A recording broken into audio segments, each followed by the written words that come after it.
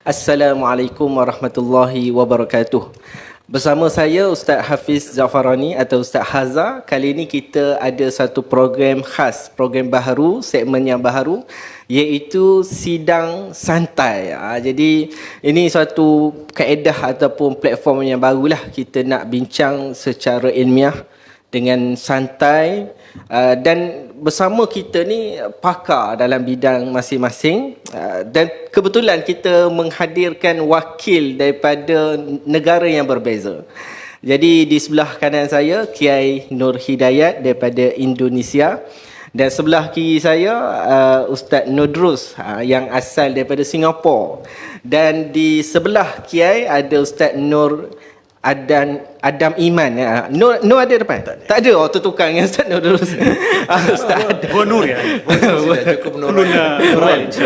Sekarang ada Nur, masya-Allah. Nanti Anwar nanti. Anwar. Jadi Ustaz ada Iman daripada Malaysia lah, wakil Malaysia. So kita ada 3 panel kita.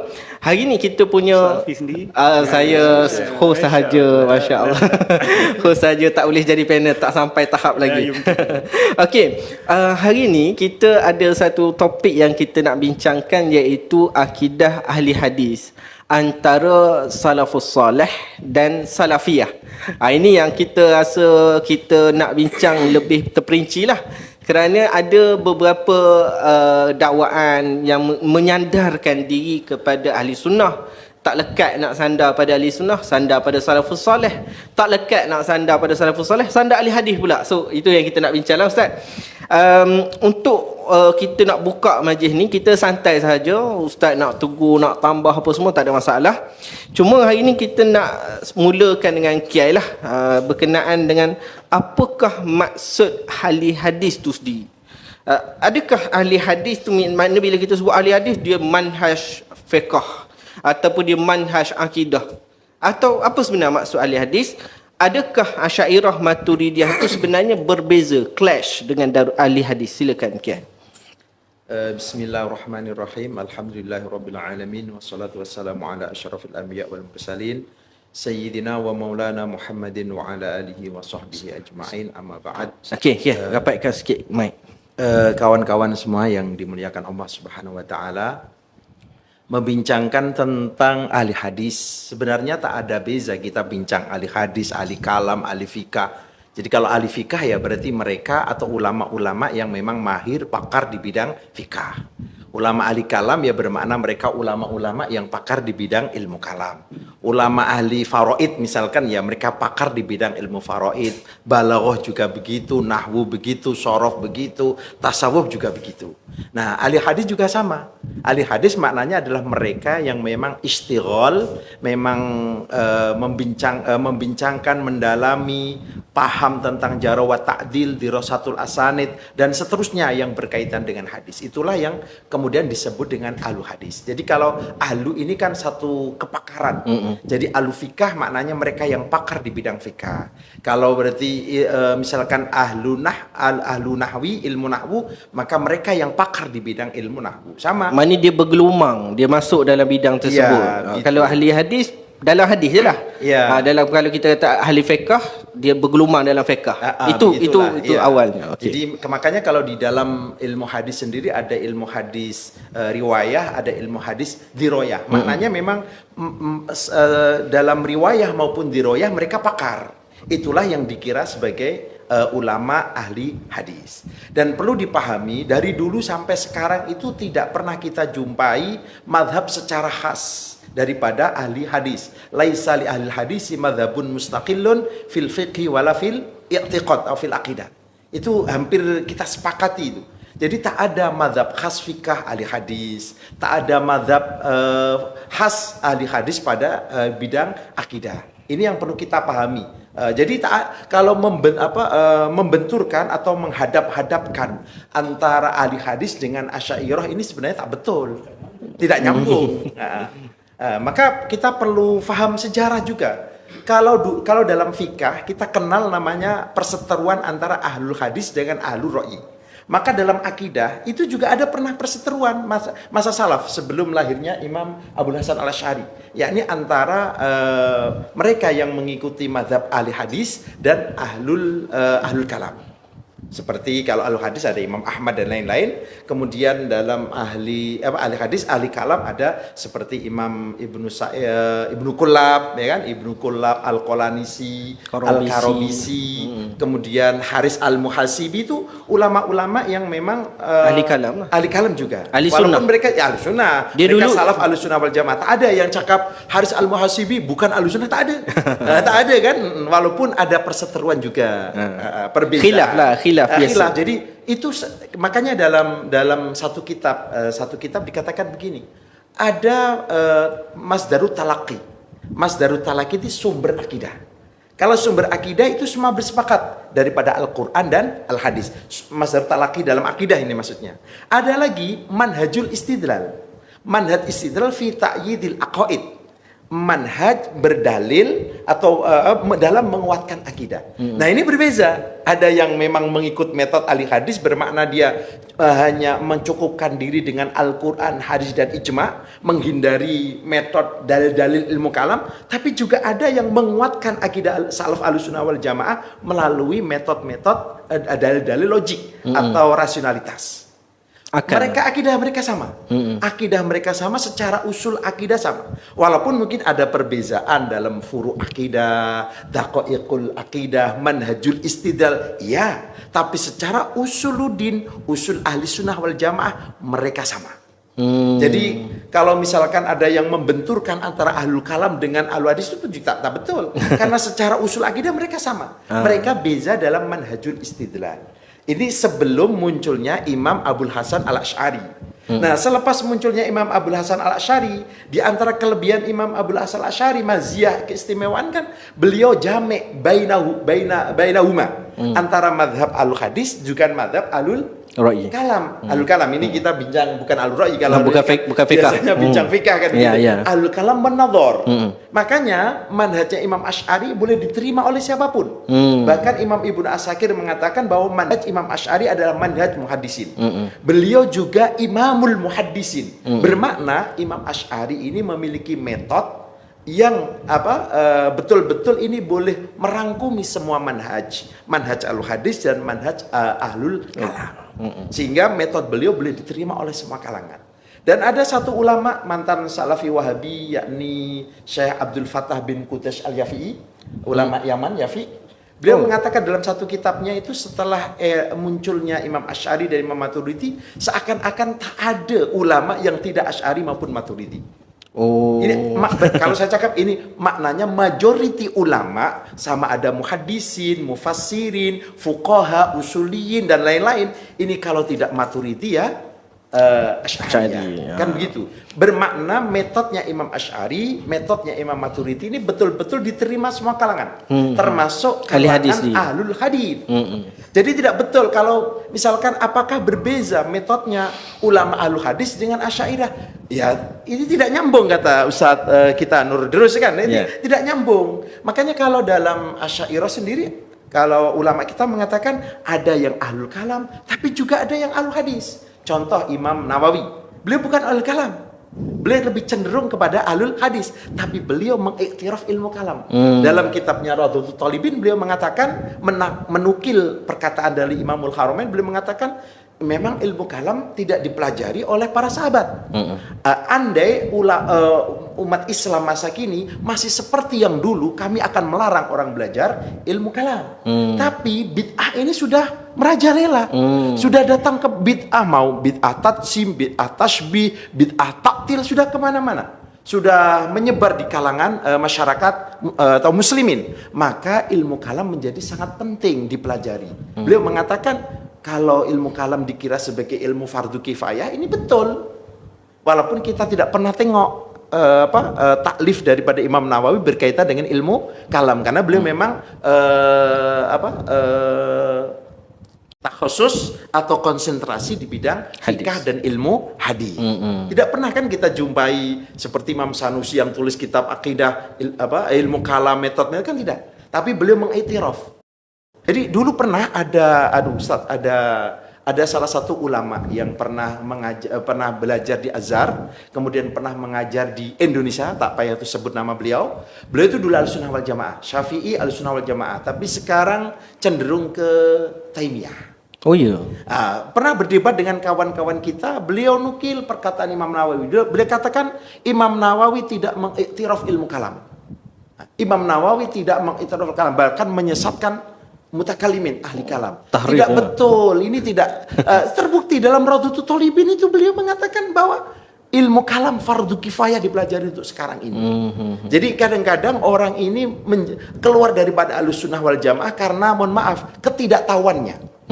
Ketidaktahuannya sehingga dia keluar daripada Ahlussunnah wal Jamaah. Dan ini bahaya. Ketidaktahuan ini menjadi puncak orang menjadi tersesat ini seperti ini. Dia masalah orang awam tu, dia macam tertipu dengan dakwaan Imam Syafi'i sendiri itulah ahli kalam ni. Kita kena paham ilmu kalam itu ada ilmu kalam yang mahmud, ada ilmu kalam yang madmum. Ya. Oke, ada yang mahmud itu maknanya ilmu kalam yang selari dengan Al-Quran dan Al-Hadis. Ilmu kalam yang madmum itu bermakna bercanggah dengan Al-Quran dan Hadis seperti ilmu kalamnya Mu'tazilah dan lain-lain. Nah, Imam Syafi'i mengkritik mentohmah ilmu kalam itu ditahmil, ditaujih oleh para ulama, maksudnya adalah ilmu kalam yang madmum. Atau beliau mengkritik ilmu kalam yang saat itu belum diperlukan. Karena ilmu kalam itu seperti obat. Ilmu kalam itu seperti vaksin. Ketika kita tidak memerlukan karena syubhat tidak ada, maka tak payah kita belajar ilmu kalam. Itu kata ulama ya, Imam Subki, Imam Taqiyuddin As-Subki semacam itu. Tapi Imam Al-Ghazali. Jadi ilmu kalam itu seperti vaksin. Menjadi perlu, menjadi penting ketika syubhat, propaganda, akidah ini bid'ah sudah menyebar. Penting sekali kita mengobati penyakit-penyakit ini dengan ilmu kalam. Andai mereka ini akidah mereka bersih seperti masa sahabat, tak payah kita belajar ilmu kalam.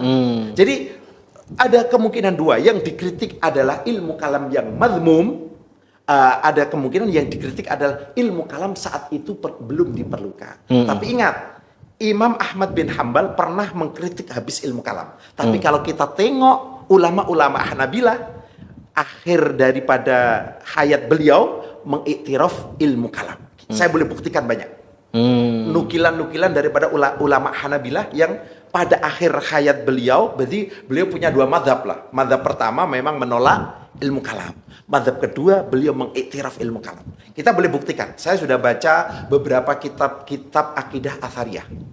Jadi yang saya baca bukan hanya akidah Asy'ariyah Maturidiyah, saya juga baca akidah Athariyah. Dan itu disebutkan bahwa memang ilmu kalam ada yang madmum, ada yang mahmud, dan yang mahmud ini awal-awal memang ditolak karena belum diperlukan. Karena dia seperti vaksin tadi, seperti obat. Tapi selepas bid'ah ini menyebar, maka ilmu kalam menjadi penting untuk dipelajari. Dan akhir daripada hayat Imam Ahmad bin Hambal, beliau mengiktiraf, mengakui ilmu kalam. Ada itu pula iktiraf ulama Hanabilah sendiri. Ada pula yang kata kalau betul Imam Ahmad tu iktiraf ilmu kalam, kenapa ramai kemudian Hanabilah tu menjadi gulat Hanabilah?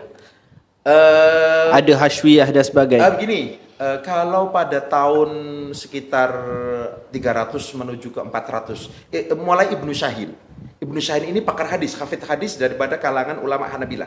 Beliau bermadzhab Hambali. Beliau pernah mengatakan rajulani solihani bulia bi ashabisu. Dua orang laki-laki solih yang diuji dengan pengikutnya yang buruk. Satu Ja'far As-Shadiq dengan pengikutnya yang menjadi Rafidhah. Kemudian yang kedua adalah Imam Ahmad bin Hambal. Bermakna memang Ghulatul Hanabilah itu sudah muncul sekitar tahun 300 sudah ada. Kita tengok perseteruan antara Imam Ibnu Jarir At-Tabari dengan Ghulat Hanabilah yang rumahnya sampai di lempari batu. Oh, tu ramai tak tahu tu Kiai. Boleh Kiai cerita. Itu kan begitu. Kan sekarang orang kata dia ahli hadis, dia salafiyah kan. Dia guna Imam Tabari. Ada memang kisahnya begini. Imam Tabari ini tidak bersetuju dengan statement atau klaim akidah yang mengatakan Allah mendudukkan Nabi Muhammad di atas arasy. Oh, Itu. Ada yang mengatakan lagi Imam Tabari tidak bersetuju memasukkan Imam Ahmad ke kalangan fuqaha. Imam Ahmad itu kata Imam Tabari, beliau adalah muhaddis, laisa bifaqih.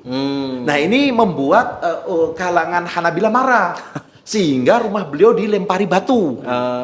Tapi Imam Ibnu Jarir At-Tabari ini bukan penakut.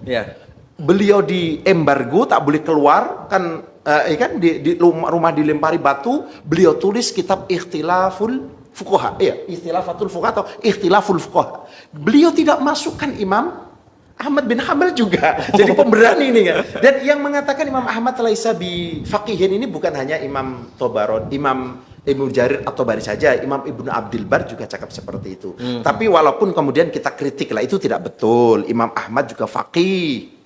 Sama seperti lah Imam Abu Hanifah kan ada juga yang kritik beliau ini bukan seorang kritikus hadis kan begitu kan? Ada, tapi itu pendapat tak betul. Jadi pendapat yang mengatakan bahwa Imam Ahmad bukan seorang faqih ini tidak betul. Dan sudah Imam Syafi'i sendiri mengiktiraf kepakaran fikih daripada Imam Ahmad bin Hanbal. Jadi itu dilempari batu. Itu Imam, dan itu dikritik oleh banyak ulama juga. Imam Adz-Dzahabi, Imam Ibnu Katsir itu mengkritik Hanabilah yang memusuhi Imam Ibnu Jarir At-Tabari.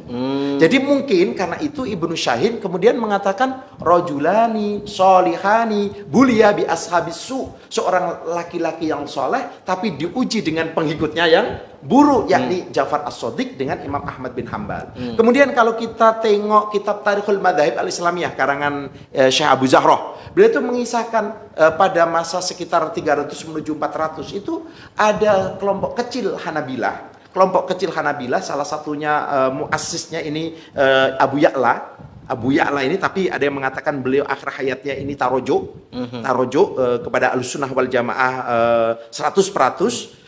Ini beliau kelompok kecil Hanabilah ini mengklaim mereka berakidah salaf seperti akidahnya Imam Ahmad bin Hanbal. Tetapi kemudian ulama-ulama Hanabilah sendiri bangkit menghantam kelompok itu. Kalian tidak sama seperti akidahnya Imam Ahmad bin Hanbal. Salah satunya adalah Imam Ibnul Jauzi. Beliau tulis beberapa kitab mengkritik sesama ulama Hanabilah. Kemudian Salafiyah ini ditutup rapat-rapat. Salafiyah ini yang dibawa kelompok kecil daripada Hanabilah ditutup rapat-rapat. Sampai saat itu dikatakan tidak disebut Hambali kecuali Mujassim. Gara-gara sekecil kelompok ini, mereka dikira mengotori mazhab Hambali yang suci. Oh, macam orang kata tak disebut Maliki melainkan Asy'ari. Tapi orang kena tak sebut Hambali melainkan Mujassim. Samalah seperti itulah begitulah. Terus kemudian mazhab ini, pemikiran ini tutup rapat-rapat. Pada akhirnya muncul Syekh Ibnu Taimiyah. Beliau ulama hebat, kita mengakui, mengiktiraf keulamaan beliau, kita akui. Tetapi memang ulama Ahlussunnah wal Jamaah itu kan terbagi menjadi dua. Ada yang memang menyesatkan mutlak bahkan mengkafirkan, walaupun mungkin kita tak bersetuju juga kan kalau sudah mengkafirkan, tapi ada yang lebih soft, lebih mu'tadil seperti Al-Hafidz Ibnu Hajar Al-Asqalani. Ya, beliau ulama hebat, tapi kedua kelompok ini sepakat lahu bid'un wa dhalalat, memiliki bid'ah dan kesesatan. Yang kata Imam Abu Zur'ah Al-Iraqi, Al-Hafidz Abu Zur'ah Al-Iraqi, putra daripada Imam Al-Iraqi, Abdurrahim Al-Iraqi, beliau mengatakan Ibnu Taimiyah ini punya pendapat fikah dan akidah bercanggah dengan ijma, ada sekitar 60 ijma. Banyak. Tapi bukan bermakna beliau ini terus kemudian menyesatkan, mengkafirkan, dan bukan. Tapi beliau hormat, tapi kita mesti mengakui bahwa memang Ibnu Taimiyah memiliki bid'ah dan dhalalat, kesesatan. Itu yang dikatakan oleh ulama-ulama kita. Berbeza dengan pengikut beliau, apalagi ulama-ulama Salafi ya. Ibnu Taimiyah ini disokong 100%. Maka itu ada testimoni, ada statement daripada mantan Salafi Syekh Abdul Fattah bin Qudus Al-Yafi'i. Beliau dalam kitabnya ada, saya boleh tunjukkan kalau memang diperlukan. Beliau mengatakan Ibnu Taimiyah ma'ajalatihi beliau itu dikira seperti nabi. Bukan dikira Seolah-olah. kedudukan. Kalau kalau perkataan Imam Syafi'i ditolak, perkataan sahabat pun ditolak. Ya kan, tabarruknya Sayyidina Abdullah bin Umar, Ya. ya kan, itu ditolak juga. Katanya sahabat senior tak buat dan seterusnya. Tapi kalau sudah kata Ibnu Taimiyah, sami'na wa ata'na. Saya kan begitu kan. Bahkan pendapat Ibnu Taimiyah yang bercanggah dengan salaf pun mereka akan sokong habis-habisan. Itu taksubnya luar biasa ini. Jadi Ibnu Taimiyah bolehlah kita katakan termasuk gulatul Hanabilah. Tapi beliau seorang ulama yang alim, kita Ya. akui itu. Kita tak pernah pelekehkan Ibnu Taimiyah, cuma apa yang menjadi masalah tu adalah dari segi fiqahnya, akidahnya yang tak boleh kita nafikan.